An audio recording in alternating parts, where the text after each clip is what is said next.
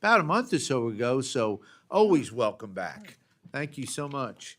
It's my pleasure to welcome Acting Principal Deputy Assistant Secretary of the Army for Civil Works, Robin Colosimo.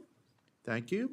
And Chief of Engineers and Commanding General of the United States Army Corps of Engineers, Lieutenant General Butch Graham, to discuss the fiscal year 2026. And I think I forgot somebody, didn't I? Oh, it's further down. You took care of me. Okay. Um, let's see, I'm equally pleased to welcome Senior Advisor to the Secretary, Scott Cameron. Mr. Cameron, good morning, sir, to discuss the request for the Bureau of Reclamation and Central Utah project. We scheduled this hearing with the expectation that we would have the full budget request for these critical programs. I appreciate the challenge facing any new administration in submitting a timely budget request to Congress. However, we cannot do our work without those details. I hope we can expect that information soon so that we can begin the important work of funding our nation's water resource development programs. In the meantime, the administration has provided a top-line budget request for the Corps and Reclamation, highlighting specific areas where reductions are proposed. The request for the Corps totals $6.7 billion, a reduction of $2 billion, or roughly 23%. Within the total for the Corps, $1.7 billion is proposed for harbor maintenance trust activities, which is approximately $1.8 billion below the maximum offset provided in law. Consistent with prior years, the budget request does not maximize investment in our nation's ports and harbors. One of my top priorities is continuing the progress on the recapitalization of our nation's inland waterway system. I was pleased to see a $32 million included in fiscal year 2025 work plan to award additional option for the final contract at Chickamauga Lock, which is in my district. I want to express my gratitude for the Trump administration's prioritization of this important project. I look forward to working with our witnesses to get Chick Lock across the finish line. In fact, I'm going to visit there again next week.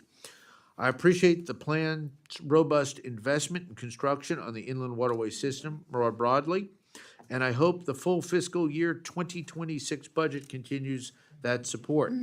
We expect significant out-year demands for this work, and the longer we wait to address today's need, the more difficult it will be to manage tomorrow's.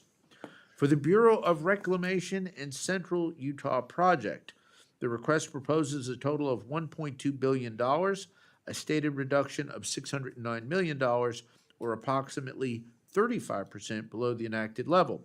I'm concerned that at this level, we will not be able to address the most pressing water resources needs across the West. Of particular concern is the ability to continue progress on existing Indian water rights settlements. Upholding our nation's treaty and trust responsibilities is among the Department of Interior's highest priorities, and we cannot afford to fail delivering access to safe and reliable water supplies across Indian country. We will wait for the details of the request to analyze the proposal's impact on farmers, ranchers, and households across the West that depend on Reclamation's water and power delivery mission. I appreciate our witnesses for being here today to explain your budget requests and discuss the administration priorities for these agencies. I look forward to working with you and my colleagues on both sides of the aisle to develop a bill that addresses our nation's most pressing water resource development challenges. With that, now I will turn to my friend, the distinguished ranking member, Ms. Kaptur, for her opening statement. Ms. Kaptur. Thank you, Mr. Chairman. Good morning, everyone. Thank you for joining us. You build America, and we respect that. I welcome this opportunity to examine recent actions for the budget requests for the Corps of Engineers and the Bureau of Reclamation. Thank you to our witnesses for devoting your lives to the nation and for joining us today. Your agencies play a critical role in developing the resources of our land while mindful of our obligations to future generations. Your vital work strengthens our economy, sustains life on Earth, and ensures public safety. against the now constant onslaught of both increasing natural and human-caused disasters across our country, which is growing in population headed to 500 million people. For example, the Corps played a vital role in clearing the waterways after the Key Bridge collapse in Baltimore. Thank you so much. And you are currently carrying out wildfire debris removal in Los Angeles County. Thank you for your exemplary service to our country. You hold us together and all those who serve in the Corps and the Bureau. The proposed cuts to the U.S. Army Corps of Engineers and the Bureau of Reclamation are not just misguided, they are dangerous. Slashing their budgets and eroding their workforce endangers people's lives and public safety, undermines economic growth, and weakens our the national welfare of the country in the face of climate change. Let's start with the Corps of Engineers. Your work is not just about dams and levees. It's about protecting lives and building America's public infrastructure to manage flood control systems that safeguard our communities from the devastating effects of extreme weather. And we saw that this past week with the terrible tornadoes from St. Louis and all surrounding states. Along the shores of Lake Erie, the largest freshwater system in the world, we know what's at stake. Erosion, rising lake levels, the problems with algal blooms, and increasingly violent storms threaten homes, businesses, and public assets. We cannot build safety and a habitable environment for our growing population on shrinking budgets and shrinking staff. In the Great Lakes region, modernization of projects like the Soo Locks are a prime example of long overdue investments that will turbocharge our economy. 100% of America's domestic iron ore passes through the Soo Locks. Think about how important that makes this strategic infrastructure. Steel is a $500 billion industry. It supports 123,000 middle-class jobs, and I'm a strong advocate for reshoring the U.S. steel industry and growing those numbers. But we have to modernize the shipping lanes and the waterways and our ports for today and the future. This project will ensure our heartland's maritime, industrial, agricultural, and commercial products are safe and efficiently moved. Think about our region as the shortest distance by way of the Atlantic Ocean to the ports of Northern Europe and beyond. Canada, the Great Lakes, and St. Lawrence Seaway hasten global trade, and President Eisenhower understood its place within our continental enterprise and global defense. So must we, as we witness the dawn of the new Arctic age. Similarly, the Brandon Road Project aims at arresting the potential enormous economic and environmental damage that can be unleashed by the invasion of the Asian carp. They could exterminate local and regional aquatic fish and species, and that would be devastating to our Great Lakes' $7 billion fishery and its $16 billion recreational boating industry. These are astounding numbers. The Corps of Engineers has a return of investments of over 200 to 1 in terms of economic benefits for every dollar invested. Ports, locks, and inland waterways maintained by the Corps are vital arteries for our very large nation and its commerce. In the Great Lakes region alone, these investments ensure that goods from American steel to Ohio soybeans can reach domestic and global markets, and cuts to this work would cause costly delays, limit our competitiveness, and harm local economies. Now, to the Bureau of Reclamation. Though it serves primarily the western United States, its importance cannot be overstated.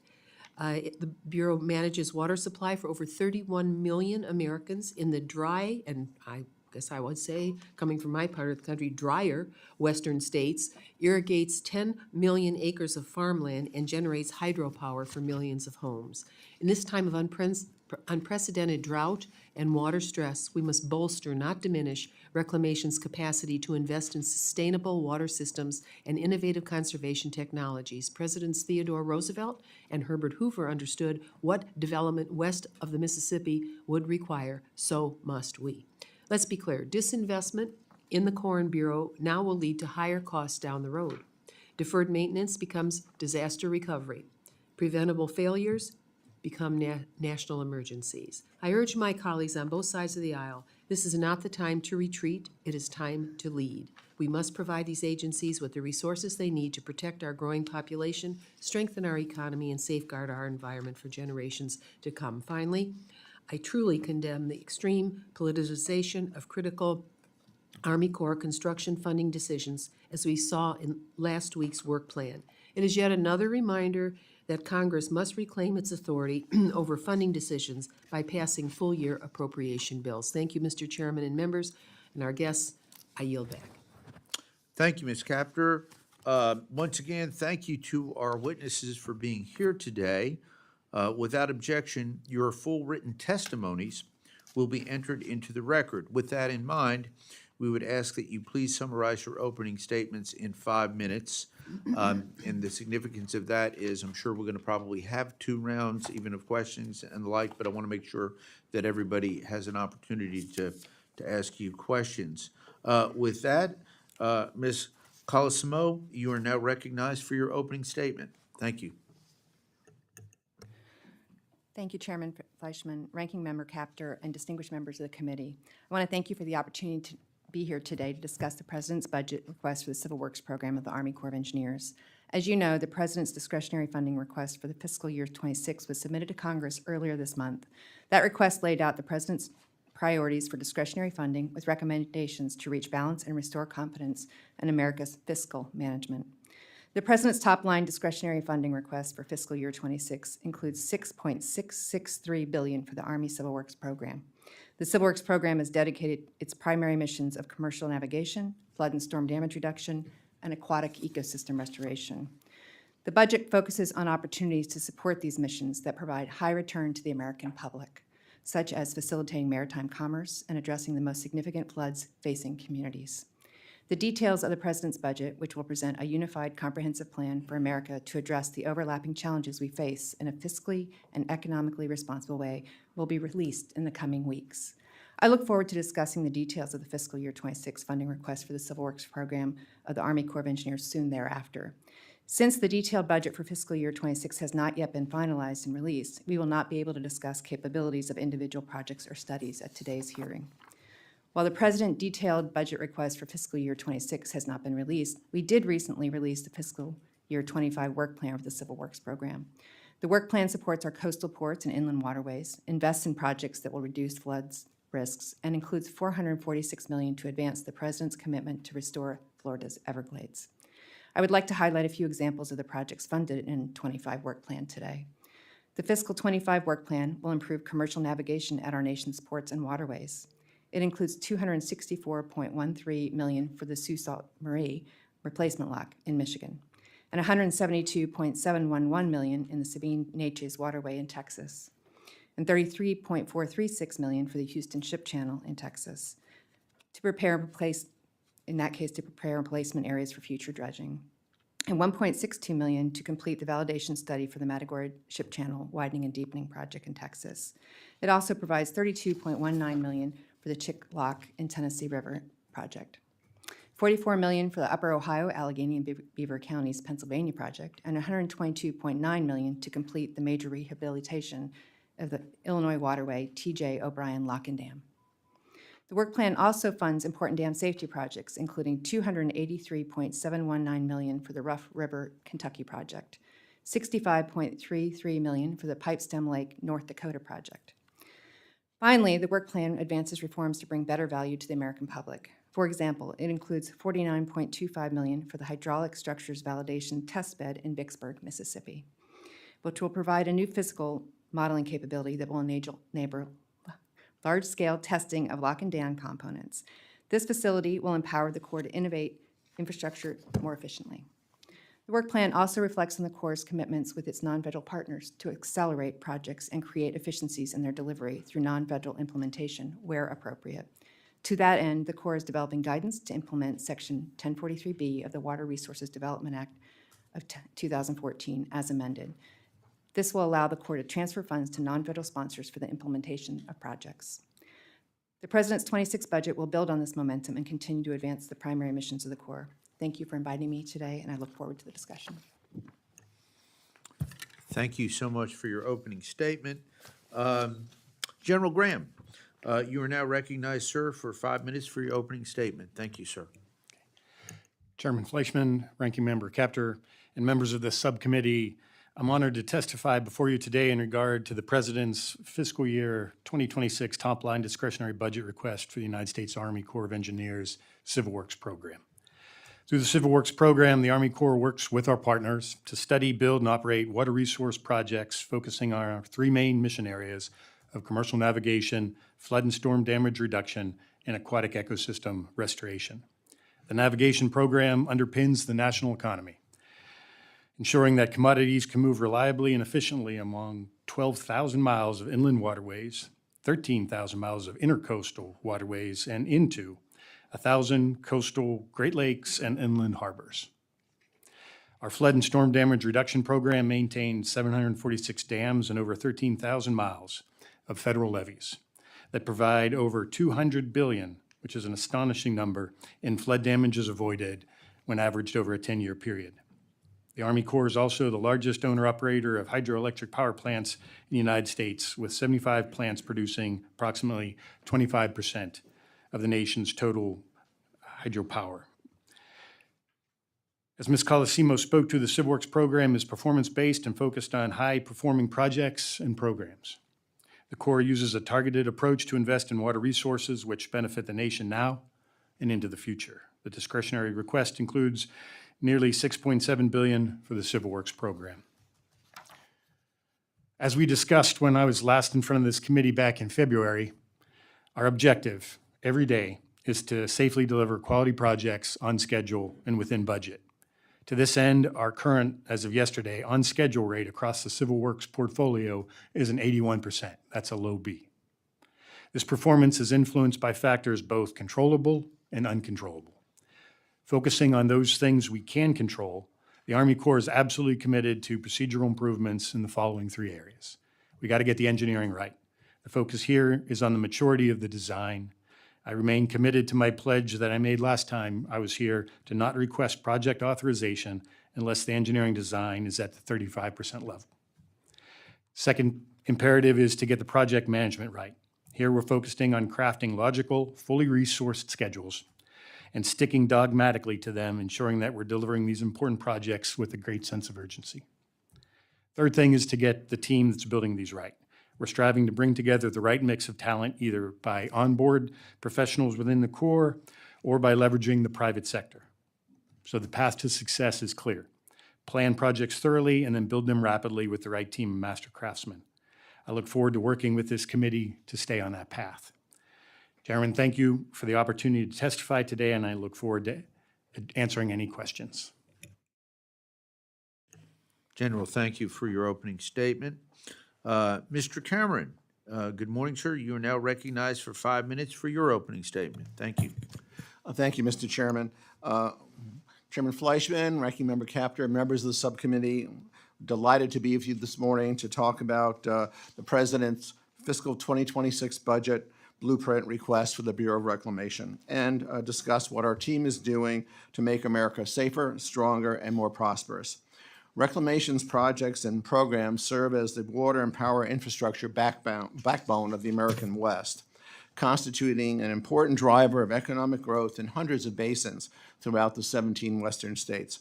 Reclamation manages water for agriculture, hydropower production, municipal and industrial use, and provides flood control and recreation for 90 million people. Reclamation's activities support economic activity valued at $64 billion and support approximately 500,000 jobs. Reclamation delivers 10 trillion gallons of water to millions of people each year and provides water for irrigation of 10 million acres of farmland, which yields approximately 25% of a nation's fruit and nut crops and 60% of the nation's vegetable harvest. Bureau of Reclamation's 2026 budget blueprint of $1.2 billion focuses on the core mission of maintaining assets that provide safe, reliable, and efficient management of water resources throughout the western United States.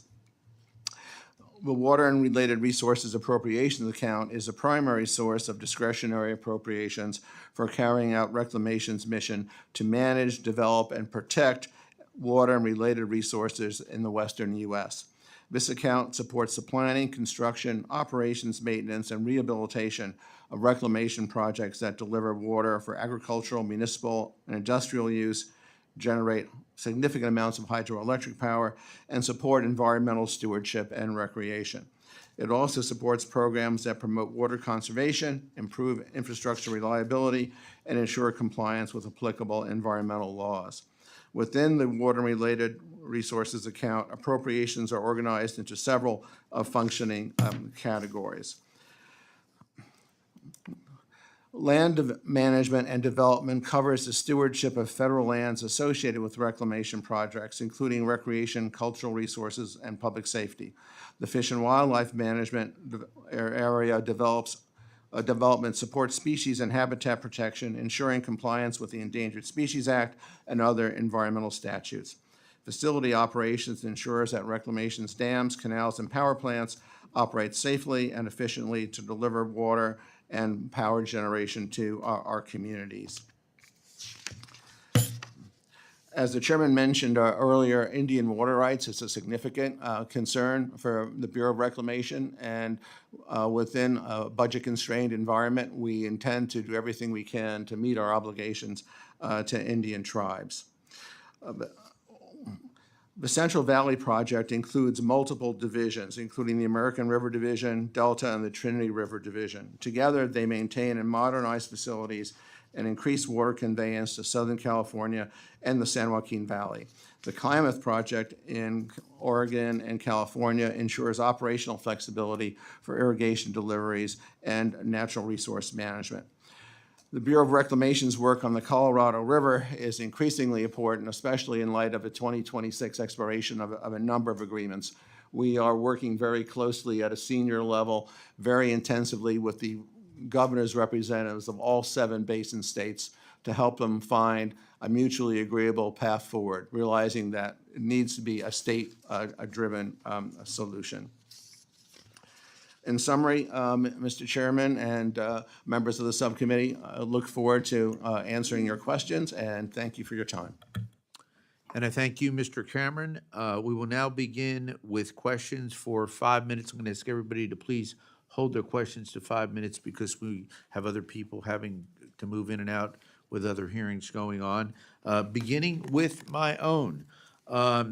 General Graham, thank you again for being with us a second time this year. You and I have already discussed the importance of finishing the job on Chickamauga Lock, sir. I was disappointed with last year's setback caused by an uncompetitive bid environment. Many projects have faced similar challenges in recent years. With the revised contract currently out for bid, what steps has the Corps taken to enhance competition and avoid similar problems? Are there lessons learned that can be applied across the enterprise? Finally, more generally, it seems like Chickamauga Lock is out ahead of several ongoing inland waterway construction projects. In what ways are you leveraging this project as a learning opportunity to improve project delivery across the nation? Thank you, sir. Chairman Fleischman, thank you for that question. Specifically on increasing competition at Chickamauga, a lot of our facilities are in remote areas where, and as the ranking member mentioned earlier, the Sioux Lock and Dam is another example, where we've got to go and make the steps necessary to attract contractors and the labor force to go to these remote areas.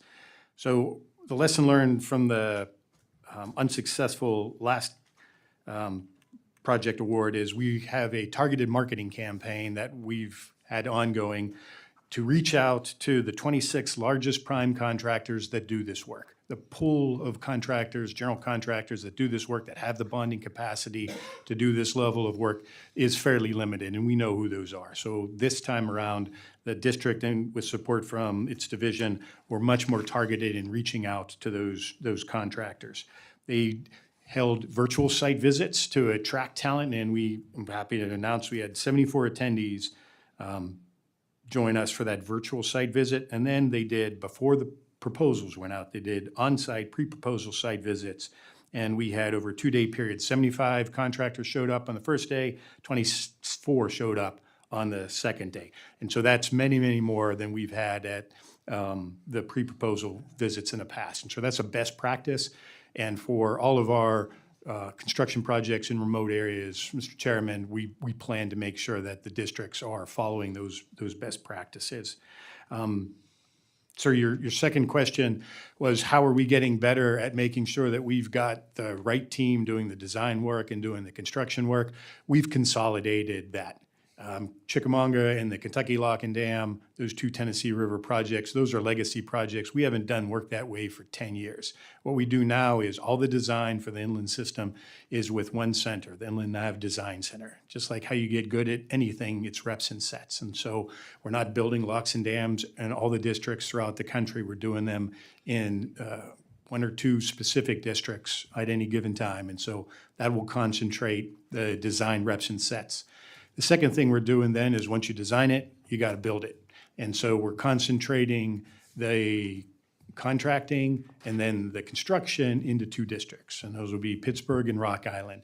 And that'll give them the reps and sets. In fact, Pittsburgh just took over the construction of the Kentucky Lock and Dam. We're leaving Chickamauga with the Nashville district with close oversight. And we're confident that we'll get this contract awarded this summer, and we'll get this lock up into operation by 28. Thank you, sir. In my remaining time, Mr. Cameron, thank you for your opening remarks about Indian water rights and settlements. Very important to us, and I think members on both sides of the dais. Can you provide us a status update for the subcommittee on ongoing settlements? And recognizing you can't share the details about the request, can you please speak to the administration's big picture plans and vision for delivering on those commitments? Mindful we have less than a minute.